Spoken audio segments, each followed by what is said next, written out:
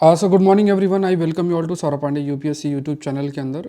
कल आपका हिंदू पब्लिश ही नहीं हुआ था, बट लोगों ने यूट्यूब चैनल पे पता नहीं कहाँ से पढ़ाया। इसका मतलब है कि सब पुराने जो टॉपिक्स उनको में भी कवर करते हैं, बट क्यों आप लोग का मैसेज है सर आज सेशन क्यों नहीं था कल। तो let me tell you, paper ही पब्लिश नहीं हुआ है तो कैसे सेशन ले लेता, ठीक है। तो बाकी लोग जैसे पुराना इधर उधर से कंपाइल करके अपना पढ़ाते हैं, बट हम लोग का अपडेटेड कंटेंट रहता है, तो इट्स नॉट पॉसिबल। जब पेपर ही नहीं है तो कैसे करेंगे। बाकी 5M सीरीज़ मैंने आपके लिए लेकर आया था, क्योंकि उसमें कंटेंट अलग अलग सोर्सेज से कंपाइल्ड रहते हैं, तो उसमें कोई दिक्कत नहीं है। तो यहाँ पे पहला टॉपिक देखते हैं, न्यूक्लियर ग्रोइंग नेवल कैपेबिलिटीज़ के ऊपर पहला टॉपिक है। Then you have Nagarhole tiger reserve के ऊपर स्पॉटेड डियर है, understanding fermions and boson, blue ghost क्या है, और ये इकोनॉमी का टॉपिक है, that is US exceptionalism and isolationism. फिर जो मेंस का टॉपिक मैं आपको देता हूँ दैट इज़ देयर, मतलब मेंस का जो क्वेश्चन है दैट इज़ देयर। तो ये है, देखो मैरीटाइम सिक्योरिटी एक महत्वपूर्ण टॉपिक आप लोग के लिए बनता है, तो ध्यान में रखना है। और ये बाकी जो टॉपिक्स हैं ये आपका एनवायरनमेंट का टॉपिक है, ये एनवायरनमेंट का टॉपिक है, फेरेमोन साइंस एंड टेक का टॉपिक है, blue ghost science and tech का टॉपिक है, और ये टॉपिक आपकी इकोनॉमी से रिलेटेड है, तो ये ध्यान में रखना है।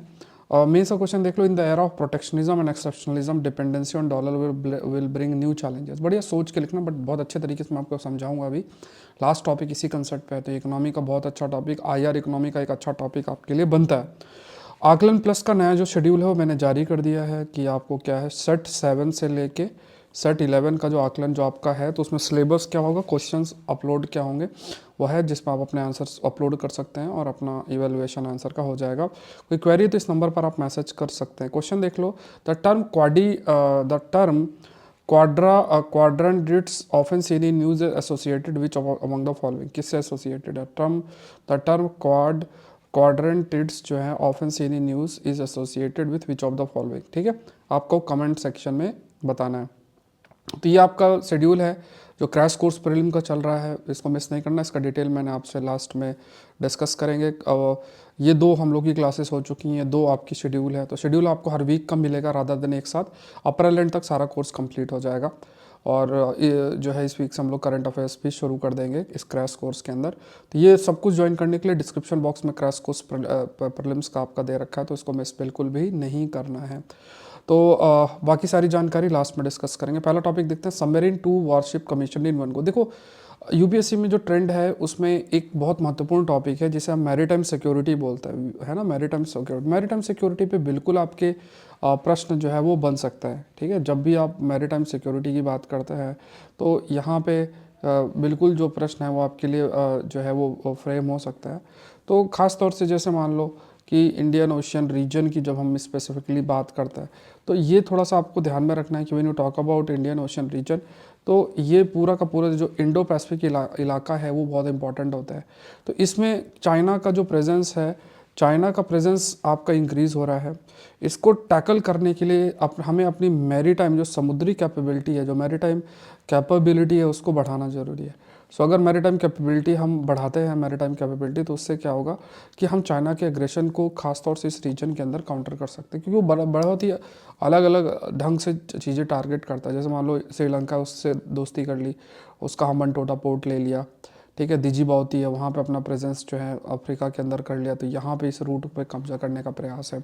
इधर यहाँ पे आप देखो गदर पोर्ट है, तो इस जगह पे अपने प्रेजेंस को बढ़ाने की कोशिश कर रहा है। इधर साउथ चाइना सी जो रीजन आपका आता है, वहाँ से इस जगह पे अपने प्रेजेंस को बढ़ा रहा है, प्लस पूरा जो वेस्टर्न पैसिफिक ओशन रीजन है वहाँ पे बढ़ा रहा है, प्लस कुछ ना कुछ करके इस जगह पे भी पूरा इंडो पैसिफिक रीजन के अंदर भी अपने प्रेजेंस को बढ़ाने का प्रयास कर रहा है। तो उसको काउंटर करने के लिए अगर कोई आप पर ऐसा एग्रेशन दिखाने की बात कर रहा है, तो उस केस में हमें अपनी नेवल कैपेबिलिटीज़, मैरीटाइम कैपेबिलिटीज़ को बढ़ाना पड़ेगा। और उसी कंडीशन में जो नई कमीशनिंग और ये सब होता है ना, तो आप उसको आर्गूमेंट के रूप में यूज़ कर सकते हो।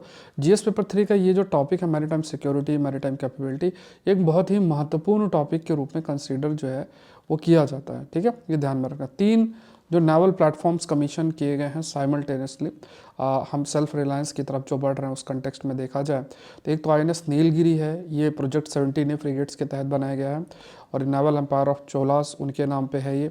INS वगशीर करके है, ये 75 प्रोजेक्ट 75 कैलवरी क्लास में बनाया है ना, तो ये अंडर वाटर कैपेबिलिटी इससे बढ़ेगी। सबमरीन से रिलेटेड टेक्नोलॉजी पर भी मैंने आपसे चर्चा की है, खासतौर से AIP जो मॉड्यूल का कंसेप्ट है वो भी हमने चर्चा कर रखी है। INS सूरत है, ये आपका 15B डिस्ट्रॉयर के रूप में है, और ये भी ये बेसिकली रिफ्लेक्ट करता है भारत का जो वेस्ट एशिया के साथ टाई था गुजरात के माध्यम से। सो इंडिया ने कहा कि देखो हम अपनी जो कैपेबिलिटीज़ बढ़ा रहे हैं, हमारा जो एक रोल है वो क्या है कि हम एक्सपेंशनिस्ट नहीं, हम अपने आप को प्रोटेक्ट करना चाहते हैं, at the same point of time development oriented है। ऐसा नहीं कि कोई आके अपना कैपेबिलिटीज़ का यूज़ करके और भारत पे जो है अपना प्रभुत्व जो है दिखाने का प्रयास करे। सो जो भी मूवमेंट है वो आपका आसान होना चाहिए, प्लस किसी प्रकार का जो आप कह सकते हैं कंपल्शन किसी का नहीं होना चाहिए। चाइना के एग्रेशन को भी काउंटर करना एक मतलब इंटरनली जो है वो भी एक बिल्कुल एक तरीके से एक तरीके से वो भी एक ऑब्जेक्टिव है। सो ग्लोबल साउथ में बात किया जाए तो एक रिलायबल पार्टनर भी ग्लोबल साउथ का मतलब जो डेवलपिंग देश है। फिर हम जो फॉरेन इक्विपमेंट का डिपेंडेंसी वो रिड्यूस कर रहे हैं। 5000 प्लस इक्विपमेंट्स जो हैं भारत में मैन्युफैक्चर किए जाते हैं। तो हमने काफ़ी सारे जो लाइक ये मतलब ऐसा जो सबमरीन्स हैं और डिस्ट्रॉयर्स हैं इनको हम लोग का मिशन कर रहे हैं, और इससे जो हमारी कैपेबिलिटी है वो कहीं ना कहीं इनहेंस हो रही है। नेक्स्ट देखते हैं 28 spotted deer dot every square kilometre of Nagarhole. मैं आपको बता देता हूँ ये क्लास क्योंकि ऐप में भी जो कंपाइल्ड फॉर्म में जाती है। तो एक चीज़ बता देता हूँ, देखो कल मतलब 15 को न्यूज़पेपर पब्लिश नहीं हुआ था। आप देखोगे बहुत सारे चैनल वाले जो हैं उन्होंने सेशंस को कंडक्ट किया है। तो अब उसमें से आपके मैं इसलिए आपको सब बता रहा हूँ कि बिकॉज आप में से कईयों के मैसेज सर आपका सेशन नहीं हुआ, बिकॉज न्यूज़पेपर ही पब्लिश नहीं हुआ। अब आप जो भी चैनल में जहाँ भी हिंदू के नाम से कंटेंट कल पब्लिश हुआ है, आप जाके उनके टॉपिक्स देखोगे, यू विल अंडरस्टैंड। कई चैनल पे संडे के टॉपिक्स पढ़ाए जा रहे हैं, कभी कुछ टॉपिक पुराने पढ़ाए जा रहे हैं। तो यही चीज़ आपको थोड़ा सा मतलब अवेयरनेस अपने मन के अंदर रखनी है कि अब उसमें कई मतलब कुछ इमोशनल मैसेज भी आ जाते हैं, सर हम करंट अफेयर के लिए आप पे निर्भर हैं और आपका सेशन नहीं हुआ। अब न्यूज़पेपर ही पब्लिश नहीं हुआ तो कहाँ से हो जाएगा। अब क्योंकि हम लोग का अपडेटेड कंटेंट होता है, जैसे आज ही अगर है तो आज ही कंटेंट बना के आपको क्लास हो जाती है। तो ये सब चीज़ें आई होप आप लोग अंडरस्टैंड करेंगे। आप मेच्योर हैं और आप लोग इतने समय से प्रिपरेशन कर रहे हैं, तो ये सब चीज़ें थोड़ा सा ये जो गिमिक होता है इनको थोड़ा सा आप समझते रहेंगे कि है ना। तो मैं इस पर ज़्यादा कुछ नहीं कहना चाहूँगा, बट क्योंकि न्यूज़पेपर पब्लिश नहीं हुआ तो कहाँ से सेशन होगा, सिंपल सी बात है। नागरहोल टाइगर रिजर्व की बात करें, 5M सीरीज आपकी हुई थी, ठीक है। नागरहोल टाइगर रिजर्व कहाँ लोकेटेड है, कर्नाटका के अंदर है, नीलगिरी बायोस्फीयर रिजर्व का हिस्सा। ये एक पॉइंट आपको ध्यान में रखना है। दूसरा जो पॉइंट जो आपको ध्यान में रखना है कि इस्टाब्लिश किया था 1988 में, और बाद में इसे टाइगर रिजर्व बनाया गया 1999 के अंदर। बाकी कुछ चीज़ें हैं कि यहाँ पे बहुत सारे एंडेंजर्ड स्पीसीज़ और ये सब पॉइंट्स तो ठीक है, कॉमन सेंस की बात है। और ये रिज़र्व जो है कई सारे इसमें एफर्ट भी लिए जा रहे हैं, and it is monitored by national tiger conservation authority की बात किया तो नागरहोल टाइगर रिजर्व जो है कहाँ लोकेटेड है, कर्नाटका के अंदर लोकेटेड है। तो ये ध्यान में रखना है। तो यहाँ पे हम बात कर रहे हैं नागरहोल की बात अगर किया जाए, सो ये जैसे ये नागरहोल आपका टाइगर रिजर्व है, यहीं पास ये नागरहोल है। तो यहाँ पे अगर आप देखोगे तो पास में इधर बांदीपुर भी आ जाती है, इधर ऊटी आ जाती है। यहाँ पे एक इधर से पेरियार वाइल्ड लाइफ सेंचुरी है, कूरा माराकॉम बर्ड सेंचुरी भी इधर ही आपका लोकेटेड। फिर एक और इसमें जो है इसमें स्पॉटेड डियर की चर्चा की गई है। स्पॉटेड डियर आप देखोगे नाम से ही है, स्पॉटेड डियर इसको बोलते हैं। तो spotted deer basically spotted deer जिसे चीतल भी बोलते हैं, इसका आई थिंक IUCN जो स्टेटस है वो आपका स्पॉटेड डियर का वो आपका लीस्ट कंसर्न कैटेगरी में है। एंड मेनली ये डेसिडियस फॉरेस्ट एरिया इसमें रहते हैं, इंडिया श्रीलंका नेपाल के एरिया में ज़्यादा आपके रहते हैं। और इसका रेडिश ब्राउन फर है और विथ वाइट स्पॉट्स आपके इसमें रहते हैं। तो यहाँ पे मेनली फॉरेस्ट मतलब हैबिटेट में जो इनका है उसमें ये अपने आप को छुपा सकते हैं प्रेडेटर से। कमोफ्लाज जो है जो इनका स्ट्रक्चर है that helps them facilitate them camouflage करने का मतलब ये पूरा जो एनवायरनमेंट सेटिंग है उसमें आप एक खो जाएंगे, इतना आसानी से स्पॉट नहीं आपके होते हैं। तो ये फैक्ट्स थोड़े से आपको ध्यान में रखें। स्पीसीज़ के कंटेक्स्ट में मैंने यूट्यूब में भी आप लोग का एक पूरा का पूरा भारत की सारी स्पीसीज़ का एक वीडियो डाला हुआ है। तो उसमें मतलब थोड़ा सा आप लोग को बोरिंग लगेगा क्योंकि वो जो सरकारी PDF है उसी से डायरेक्ट पढ़ा दिया है मैंने। तो उसमें थोड़ा सा आइडिया अगर आप स्पीसीज़ को देखोगे, 1-2 प्रश्न 3 प्रश्न आजकल आते हैं, तो ये प्रश्न कभी भी आए तो अगर आपको स्पीसीज का एक आइडिया है तो आप इजीली अपने एलिमिनेट करके आंसर तक रीच कर सकते हैं। नेक्स्ट देखते हैं, strange particle possess mass when moving in. इसे बहुत हाई लेवल की फिजिक्स है, बट इसमें मैंने कुछ टॉपिक्स को पिक किया कि जहाँ प्रश्न आपके लिए बन सकता है। ठीक है, जब कोई भी कॉम्प्लेक्स स्टेटमेंट लिखा होता है और उसमें अगर कोई इफ़ बट और कुछ ऐसा जो एक साइंस एंड टेक को ध्यान में रखते हुए कुछ जो हमने प्रीलिम्स के कंटेक्स्ट में एलिमिनेशन ट्रिक्स बना रखी है, अगर उन चीज़ों को आप फॉलो करोगे तो आप अपने आंसर तक रीच कर सकते हो। बट हाँ, बेसिक इन्फॉर्मेशन चीज़ों के बारे में होना चाहिए।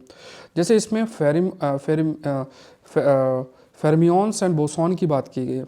सो ये कहा गया कि ये क्या है, जो फेरमियंस है ये ऐसे पार्टिकल्स हैं जो मैटर को बनाते हैं, जैसे इलेक्ट्रॉन, प्रोटॉन, न्यूट्रॉन एटम को बनाते हैं, और उनको बनाने वाले जो पार्टिकल्स हैं वो फेरमियंस हैं। बोसॉन्स हैं जो कि फोर्सेस, मतलब जैसे फॉर एग्जांपल जो इन पार्टिकल्स के बीच का जो फोर्स है तो उसके लिए जो पार्टिकल रिस्पॉन्सिबल वो बोसॉन्स हैं। तो ये क्या है कि ये टर्म आपको आइडिया होना चाहिए, फेरमियंस क्या है, बोसॉन क्या है। अब जो फेरमियंस ये दो तरीके से होते हैं, एक डायरेक्ट फेरमियंस और दूसरा मेजोराना फेरमियंस। तो ये जो डायरेक्ट फेरमियंस है ये पार्टिकल्स ऐसे पार्टिकल्स मे और may not possess mass but are distinct from their anti particles. The example is the electron which has corresponding positron. देखो क्या है यहाँ पे, क्या है कि जैसे ये पार्टिकल्स हैं, डायरेक्ट फेरमियंस की बात करें तो ऐसे पार्टिकल्स हैं, इसमें मास हो भी सकता है और नहीं भी हो सकता है, बट ये अपने एंटी पार्टिकल से अलग होता है। एंटी पार्टिकल का मतलब क्या होता है कि जैसे सेम टू सेम है बट उसका चार्ज डिफरेंट है। जैसे इलेक्ट्रॉन का नेगेटिव चार्ज है और पॉजिट्रॉन है वो सिमिलर टू इलेक्ट्रॉन बट उसका चार्ज पॉजिटिव होगा, तो उसे एंटी पार्टिकल बोलते हैं। तो ये डायरेक्ट फेरमियंस क्या है, ये भी पार्टिकल ऐसे होते हैं कि वो अपने एंटी पार्टिकल से आपके डिस्टिंक्ट है, मतलब अलग है, और है ना। जैसे फॉर एग्जांपल इलेक्ट्रॉन है तो उसका करस्पॉन्डिंग जो आपका डायरेक्ट फेरमियन पॉजिट्रॉन हो सकता है। मेजोराना फेरमियंस क्या है, ये पार्टिकल भी यूनिक होते हैं, they are their own anti particles. मतलब इसमें ऐसा होता है कि जो पार्टिकल्स होंगे, जो भी पार्टिकल्स होंगे उनका एंटी पार्टिकल्स अलग से नहीं होगा, ये एक ही होंगे। सो जैसे न्यूट्रिनोज जो हैं उन्हें मेजोराना फेरमियंस के रूप में देखा जाता है, और न्यूट्रिनोज के बेसिस में जो डार्क मैटर है यूनिवर्स कहा जाता है कि इन्हीं डार्क मैटर्स का बना हुआ है, क्योंकि हम उसको इतना ऑब्जर्व नहीं कर पाते हैं, डार्क मैटर, डार्क एनर्जी। तो इन्हें ऐसे जो पार्टिकल्स हैं इनको न्यूट्रिनोज बोलते हैं, चार्जलेस मासलेस पार्टिकल्स के रूप में। फिर इन पार्टिकल्स से रिलेटेड एक सर्टन रूल्स रेगुलेशंस हैं, आप कह सकते हैं साइंस है, जिसे हम standard model of particle physics भी कहते हैं। तो इसमें कहा गया है कि इसमें फेरमियंस बोसॉन के बारे में भी काफ़ी है कि कैसे पार्टिकल्स को इंटरेक्ट आपका होते हैं, अलग अलग जो फोर्सेस हैं, न्यूक्लियर फोर्सेस हैं, न्यूक्लियर फोर्सेस का मतलब जो अलग अलग पार्टिकल्स के बीच में, क्योंकि यही जो पार्टिकल्स हैं जो एटम के अंदर पार्टिकल इलेक्ट्रॉन, प्रोटॉन, न्यूट्रॉन, उनको बनाने वाले यही पार्टिकल्स हैं। तो किस टाइप से वो आपस में कंबाइंड है, उनके अंदर किस प्रकार का फोर्स है। सो ये कई जो पार्टिकल्स हैं इनके बारे में स्टडी करना, प्लस इन किस प्रिंसिपल पे ये काम करते हैं, इंक्लूडिंग हिग बोसॉन है। हिग बोसॉन का भी है, हिग बोसॉन कहा जाता है कि ऐसे पार्टिकल है जो कि मास को गैदर करने में हेल्प करता है। जैसे ये पार्टिकल है, जैसे कोई चीज़ के अंदर मास कैसे आता है, ठीक है। इसमें एक एग्जांपल बहुत अच्छा दिया जाता है, वो ये है कि जैसे मान लो आपके घर में कोई मेहमान है जिसको सब पसंद करते हैं, तो सारे घर में इधर उधर लोग हैं, बट जैसे ही मेहमान आए तो मेहमान को देखा देखी में सब घर के जो अलग अलग रूम और इधर उधर रहते हैं वो मेहमान के पास आके आपके इकट्ठा हो जाएंगे। तो ये जो चीज़ है, ये जो डेवलपमेंट है कहीं ना कहीं आप कह सकते हो, ये है ना। तो यही नेचर आपका हिग बोसॉन पार्टिकल के कंटेक्स्ट में भी कंसिडर किया गया है कि ये मास प्रोवाइड करने के लिए रिस्पॉन्सिबल है, कि किसी चीज़ का मास होता क्यों है, तो वो हिग बोसॉन पार्टिकल उसके लिए रिस्पॉन्सिबल है। अब इसमें एक और नया कंसेप्ट आया है जिसे कहा गया इम्पॉसिबल पार्टिकल्स। अब कहा गया है कि मतलब रिसर्च कहती है कि ये है ना, तो ये कहा गया कि इम्पॉसिबल पार्टिकल डिस्कवरी, रिसर्चर्स ने ऐसा किया है इम्पॉसिबल पार्टिकल्स, जो कि मतलब ऐसे पार्टिकल्स हैं जो ऑलरेडी जो स्टैंडर्ड फिजिक्स है, मतलब standard physics related with the particle, तो उसमें जो चीज़ें मतलब मेंशन्ड है, तो ये पार्टिकल उसके कैटेगरी में नहीं आते हैं। तो ऐसे पार्टिकल्स में भी एग्जिस्ट करते हैं जो कि मे बी जिनको हमने अभी तक अंडरस्टैंड नहीं किया। तो इसमें पार्टिकल फिजिक्स में बहुत ज़्यादा हमें अपनी अंडरस्टैंडिंग को बढ़ाना है। तो ये इम्पॉसिबल पार्टिकल्स के रूप में कंसिडर आपके किए जाते हैं। फिर कहा गया कि जैसे कुछ पार्टिकल्स एक्जॉटिक पैरा पार्टिकल्स भी होते हैं, तो जो भी आपका कन्वेंशनल कैटेगराइजेशन आपका होता है उसके ये बियॉन्ड है, मतलब लाइक है ना, तो ये मतलब उसको फॉलो नहीं करते। जैसे आप पार्टिकल को ऐसा कैटेगराइज करते हैं, ये पार्टिकल है, ये पार्टिकल है, तो उसके उस कैटेगराइजेशन में नहीं आता। ऑल्दो जो पार्टिकल का नेचर हमने डिफाइन कर रखा है उसके अंदर आएंगे, लेकिन वो कन्वेंशनल कैटेगराइजेशन में नहीं होगा, तो वो पैरा पार्टिकल्स कंसिडर होते हैं।